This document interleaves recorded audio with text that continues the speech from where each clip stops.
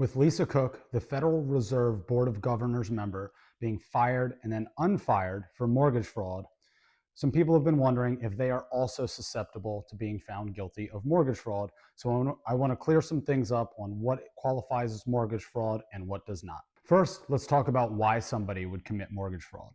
Generally, mortgage fraud is committed from a borrower who calls a home they're purchasing with a mortgage a primary residence.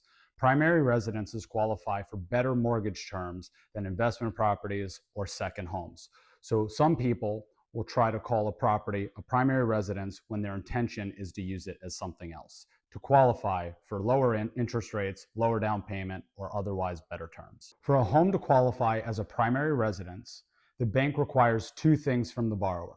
The borrower must intend to occupy the property within 60 days of settlement, and the borrower must intend to occupy the property as their primary residence for at least 12 months from settlement. You'll notice that I'm putting a lot of emphasis on the word intend, because all that matters to the bank and to determine whether or not something is mortgage fraud is the borrower's intent for the use of the property at time of settlement. Normal, justifiable life changes that lead to a move or a different use of the property do not put a borrower at risk of mortgage fraud.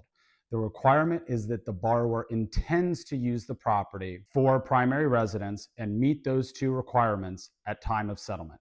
It's about intention, not actual use after settlement. A question that sometimes gets asked is, if you move out of your primary residence and it becomes an investment property, do you need to convert that loan from a primary residence loan to an investment property loan?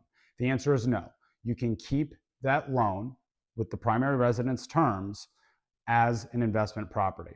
Again, you just have to make sure that your intention when you bought the property was to qualify for those two bank requirements: occupying within 60 days and living there as your primary residence for at least 12 months. For more information on what qualifies and what does not qualify for mortgage fraud, as well as an answer to the question on what happens if renovations on your primary residence take more than 60 days, check out this week's Ask Eli column. Thanks for watching.